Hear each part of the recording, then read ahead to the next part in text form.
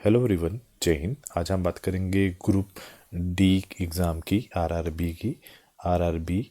तो ये 14 दिसंबर के जो फर्स्ट शिफ्ट है उसके जो पेपर को हम डिस्कस करेंगे। तो पहला क्वेश्चन है, मेजर ध्यानचंद खेल रत्न पुरस्कार 2025 किसे दिया गया है? तो उसका जो राइट आंसर है मनु भाकर को। वैसे तो 4 खिलाड़ी को दिया गया है, मनु भाकर निशानेबाजी, डी कुकेश शतरंज, हरमनप्रीत सिंह हॉकी के लिए और प्रवीण कुमार पैरालिथिक में दिया गया है। अगला क्वेश्चन ये पूछा गया है कि 2025 में कितने व्यक्तियों को पद्म पुरस्कार से सम्मानित किया गया है? तो उसका जो राइट आंसर है 139 लोग हैं जिनको ये पुरस्कार से सम्मानित किया गया है। 139 में से जो पद्म विभूषण है वो 7 हैं, पद्म भूषण 19 हैं और पद्मश्री 13 हैं। सूची में 23 महिलाएं हैं, 10 जो हैं विदेशी एनआरआई हैं और 10 मरणोपरांत जो पुरस्कार विजेता में शामिल हैं। अगला क्वेश्चन ये पूछा गया है कि हाल में ही जो जनवरी 2025 की बात करें तो में भारतीय अंतरिक्ष अनुसंधान जो संगठन है के अध्यक्ष के रूप में किसे नियुक्त किया गया है? तो उनका नाम है डॉक्टर वी नारायण को। तो जो डॉक्टर वी नारायण है उन्होंने डॉक्टर एस सोमनाथ का स्थान लिया है, जो 14 जनवरी 2025 में उन्होंने पदभार को संभाला है। अगला क्वेश्चन, जो अजय वॉरियर जो 25 के नाम के एक संयुक्त सैन्याभ्यास हुआ है वो किस देश के बीच में हुआ है?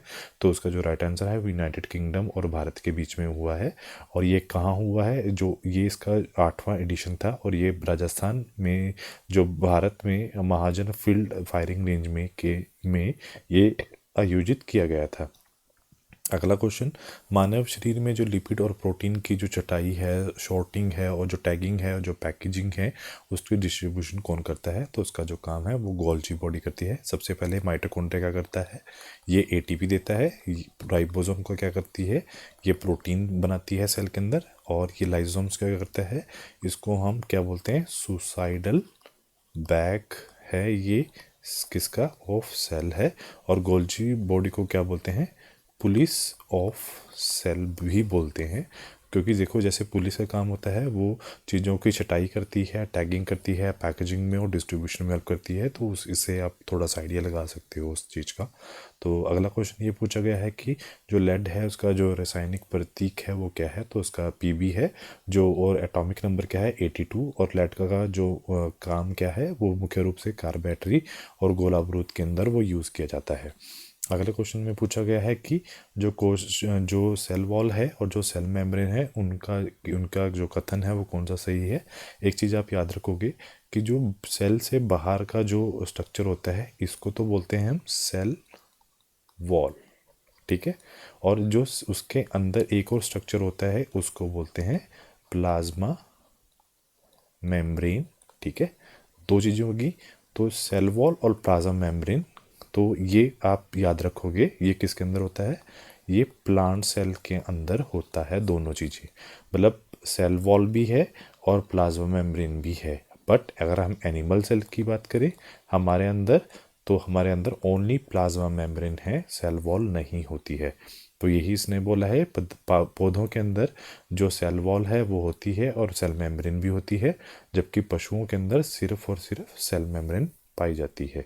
अगला क्वेश्चन में ये पूछा गया है कि भ्रष्टाचार धारणा सूचक जो है, करप्शन परसेप्शन इंडेक्स जो सीपीआई जो है 2024 में क्या रैंक था? तो उसका जो राइट आंसर है 96 रैंक हमारा था। तो ये 96 रैंक 180 देशों में था और उसे 38 अंक मिले थे। अगर हम 2023 की बात करें तो हमारा जो रैंक था वो 93 था और जो अंक थे वो 39 थे। उसके बाद अगला क्वेश्चन ये पूछा गया है कि ओम का जो नियम है वो कब मान्य है?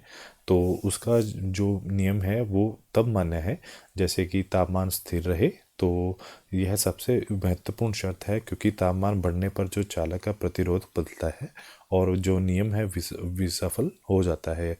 और भौतिक स्थिरता जो स्थितियाँ स्थिर रहें, चालक की जो लंबाई है, क्षेत्रफल है, दबाव है में कोई बदलाव ना आए और केवल जो रजिस्टिव जो एलिमेंट्स हैं उन पर ये नियम लागू होता है।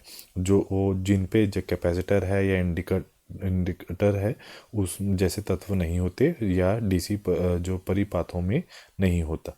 अगला क्वेश्चन ये पूछा गया है कि जो अल्पसंख्यकों को स्वयं रोजगार और वित्तीय सहायता प्रदान करने के लिए सितंबर 2025 में रवंथ अन्ना का सहारा जो है उसमें जो कौन सी योजना और किस राज्य ने ये योजनाएं स्टार्ट की थी, तो ये इसका जो राइट आंसर है तेलंगाना ने स्टार्ट की थी। रेवंता अन्ना का सहारा जो है वो योजना सितंबर 2025 में तेलंगाना सरकार ने की थी, और उसमें जो वित्तीय सहायता थी 1 लाख रुपए प्रदान की जाती थी। अगर हम इंदरमा जो अल्पसंख्यक महिला योजना की बात करें, उसके अंदर 50,000 की जो मदद दी जाती आती थी। उसके बाद अगला क्वेश्चन ये पूछा गया है कि एक व्यक्ति ए पॉइंट पे है, ए से बी तक 2 मिनट में 1,000 मीटर जाता है और वापस आकर वो सी बिंदु तक 400 मीटर दूरी 2 मिनट में तय करता है, तो उसकी एवरेज वेलोसिटी आपने तय करनी है। तो आपको देखना है कि ए से सी में क्या करेंगे हम। ए से बी कितना है 1,000, तो 1,000 में से हम 400 माइनस कर देंगे तो 600 बचेगा। टाइम कितना है, पहले में भी 2 मिनट ले रहा है, दूसरे में भी 2 मिनट, तो 4 मिनट हो गए। तो अगर हम सेकंड की बात करें 4 मिनट को तो 240 सेकंड बचेंगे।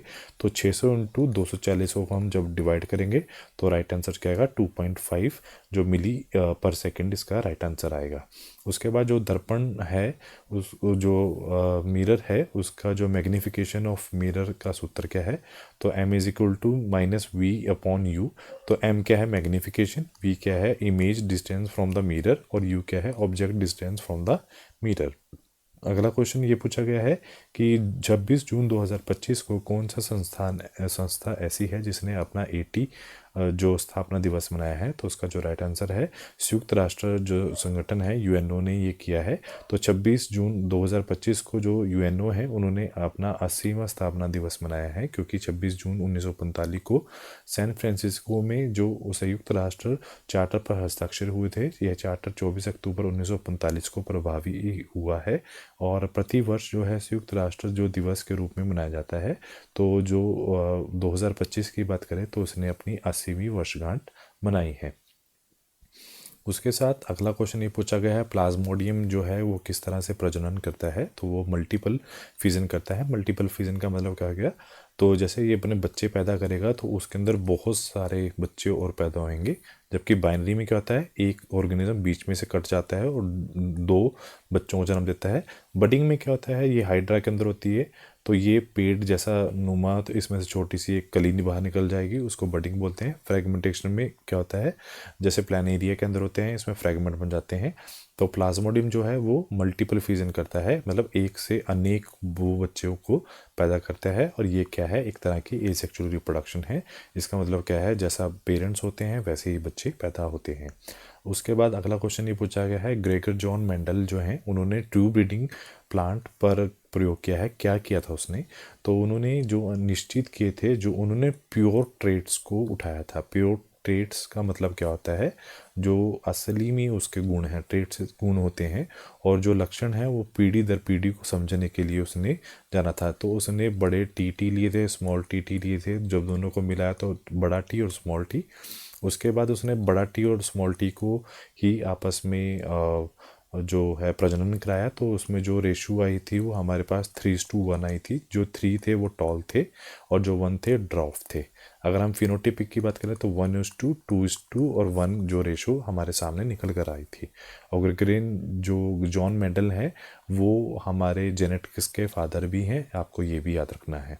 उसके बाद अगला क्वेश्चन ये पूछा गया है कि प्लास्टिक कचरे को जो निपटाना, जो प्लास्टिक वेस्ट मैनेजमेंट है उनसे मुख्य रूप से सतत विकास में कौन सा लक्ष्य है, तो उसका जो राइट आंसर है SDG जो 12 है, responsible for consumption of and production. तो प्लास्टिक कचरे को निपटाने के लिए वो मुख्य रूप से SDG 12 के अंदर रिस्पॉन्सिबल कंजप्शन और प्रोडक्शन के बीच में आता है।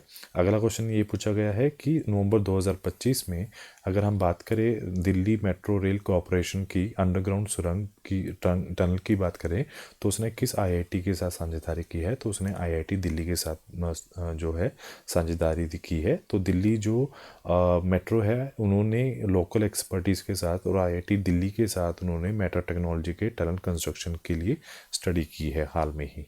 उसके बाद अगला क्वेश्चन पूछा गया है कि हमारे पास 3 pH हैं A, ए का पीएच 3 है, 7 का जो बी है उसका 7 है, और जो सी है उसका 14 है। तो आपको याद रखना है कि जो 7 से इधर होते हैं दिस इज़ ये कौन होते हैं, ये एसिडिक होते हैं, और 7 से उधर की तरफ चलते हैं तो ये हमारे बेस होते हैं। तो आपको ये ध्यान रखना है कि ए क्या है, तो ए क्या है, ये हमारा स्ट्रॉन्ग एसिड है, और सी क्या है, स्ट्रॉन्ग जो है एल्कली, मतलब वो बेस है।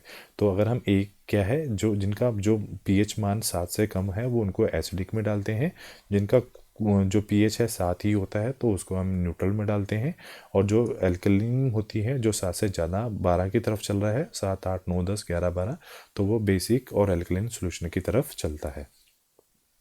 उसके बाद अगला क्वेश्चन ये पूछा गया है कि सुप्रीम कोर्ट ने हाल में ही मई 2025 में जो न्यायिक सेवा में प्रवेश के लिए वकालत में कितने साल के अनुभव से को फिर से अनिवार्य किया है। तो उसका जो राइट आंसर है वो 3 वर्ष का जो है, जो कोर्ट में जो जज के लिए जो एग्ज़ाम दिया जाता है उसके अंदर कम से कम जो वकील जो उस जो कैंडिडेट हैं उनको फॉर्म करेंगे फॉर द जुडिशल सर्विस, तो at least they have 3 years of experience in judiciary. तो उसके बाद अगला क्वेश्चन ये पूछा गया है कि हाल में ही चिप्स का जो ऑक्सीकरण है और नमी से बचाने के लिए पैकेट में क्या डाला जाता है। तो उसका जो राइट आंसर है उसके अंदर नाइट्रोजन डाली जाती है। नाइट्रोजन क्या है, ये एक इनर्ट गैस है, इसको ना चिप से कुछ लेना है, और ये क्या करता है, ये ऑक्सीजन को हटाकर चिप्स को ख़राब होने से रोकती है और उनमें ताजगी और कुरकुरापन बनाए रखती है। उसके बाद अगला क्वेश्चन ये पूछा गया है कि यदि किया गया जो वर्क है वो 10 जूल और जो चार्ज है 5 कूलम है, तो पोटेंशियल डिफरेंस आप निकालो। तो V is equal to W upon Q, तो हमें V is equal to joule कितना है 100, और जो कूलम है वो 5 है, तो दोनों को डिवाइड किया तो हमारे पास कितना वोट आया, 20 वोट आया। तो राइट आंसर क्या है हमारे पास, 20 vote is the right answer. उसके बाद 2025 में अगर हम बात करें रूस और ईरान के बीच में राजनीतिक, ऊर्जा और आर्थिक संबंधों को लेकर अवधि की रणनीति साझेदारी के लिए नए समझौते पर हस्ताक्षर किया गया है। तो उसका राइट आंसर क्या है, उसका राइट आंसर है 20 साल की बात। तो 2025 में रूस और ईरान के में एक 20 साल की जो व्यापक रणनीति साझेदारी जो संधि है, कॉम्प्रिहेंसिव स्ट्रेटेजिक पार्टनरशिप ट्रीटी है, उस पर हस्ताक्षर हुए हैं, और उसके बाद जो राजनीतिक, आर्थिक और सैन्य सहयोग को कवर करती है। और जैसे कि 17 जनवरी को ये जो हस्ताक्षर हुए हैं ये मॉस्को में ये हस्ताक्षर हुए हैं। उसके बाद अगला क्वेश्चन ये पूछा गया है कि निम्नलिखित में कौन सा जो सेंट्रल नर्वस सिस्टम का भाग है, तो स्पाइनल कॉर्ड है। एक चीज़ आप याद रखोगे, सेंट्रल नर्वस सिस्टम 2 चीज़ों से बना है, एक तो हमारा बना है ब्रेन और एक बना है हमारा स्पाइनल कोड्स। दोनों को जो मिला दिया जाए तो उन दोनों से हमारा सेंट्रल नर्वस सिस्टम आपस में बनता है। तो राइट आंसर ए है, स्पाइनल कॉर्ड। उसके बाद अगला क्वेश्चन ये पूछा गया है कि किस पदार्थों की कणों की गति के कारण दूसरे पदार्थ में अपने आप मिल जाना क्या कहलाता है। तो उसका जो राइट आंसर है डिफ्यूजन की बात हो रही है। तो डिफ्यूजन में क्या होता है, किसी भी पदार्थ के कणों की गति के कारण दूसरे पदार्थों में अपने आपको मिला जाने की प्रक्रिया जो है वो डिफ्यूजन है। विसरण है जो पदार्थ के कणों को निरंतर गति के कारण होती है और जिससे वह स्वयं ही एक दूसरे से मिलकर एक समान हो जाते हैं। अगला क्वेश्चन साइंस से है। अमीबा जो है उसमें जो जनन के दौरान कौन सी कोशिकाएं किस प्रकार विभाजित होती हैं। तो आप ध्यान रखोगे जो अमीबा है वो बीच में से कट जाता है तो उसको बाइनरी फ्यूजन बोलते हैं, और ये 2 पार्ट्स में डिवाइड हो जाता है। तो इसका जो राइट आंसर है दो जो पार्ट्स में डिवाइड हो जाते हैं। और ये कौन किस तरह से डिवाइड करता है, इसका राइट आंसर है बाइनरी फ्यूजन से ये अपने आप को डिवाइड करता है। उसके बाद अगला क्वेश्चन पूछा गया है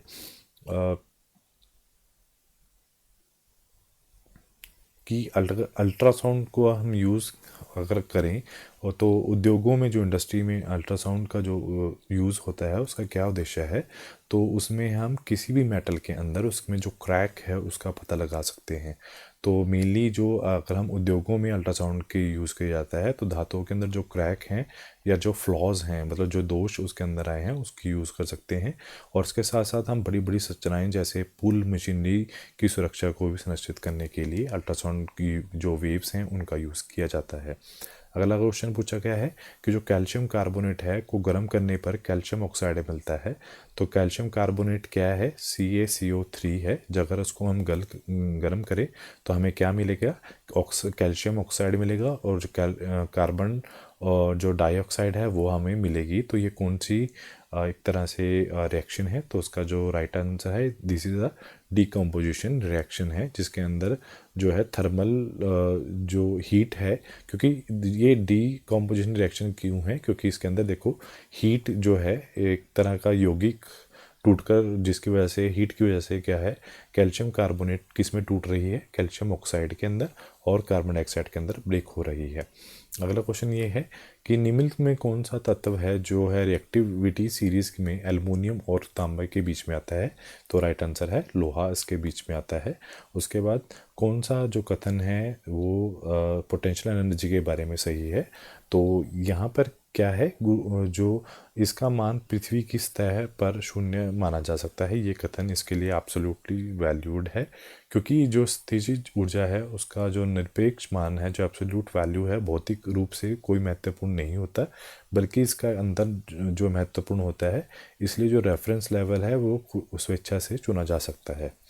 उसके बाद आज का जो लास्ट क्वेश्चन है वो ये पूछा गया है कि जुलाई 2025 में अगर हम स्विमिंग गोल्ड चैम्पियनशिप में किस जो हाल में ही कैनेडियन स्विमर है उन्होंने माइकल फ्लैप्स का रिकॉर्ड तोड़ा है, तो उनका नाम है समर मैटिकटोश जो हैं उन्होंने ये रिकॉर्ड तोड़ा है। तो जुलाई 2025 में सिंगापुर में जो आयोजित हुआ है वर्ल्ड जो एक्वेटिक चैम्पियनशिप में जो कनाडा का तैराक है समर मैकिटोश जो हैं उन्होंने माइकल फ्लैप्स का हाल में ही रिकॉर्ड की बराबरी की है। तो जो फर्स्ट शिफ्ट है जो 14 दिसंबर की, तो वो समाप्त होती है। सेकंड जो शिफ्ट है उसको थोड़ी देर में डिस्कस करेंगे। तो आज के लिए इतना ही। Do like share my channel. Thank you so much.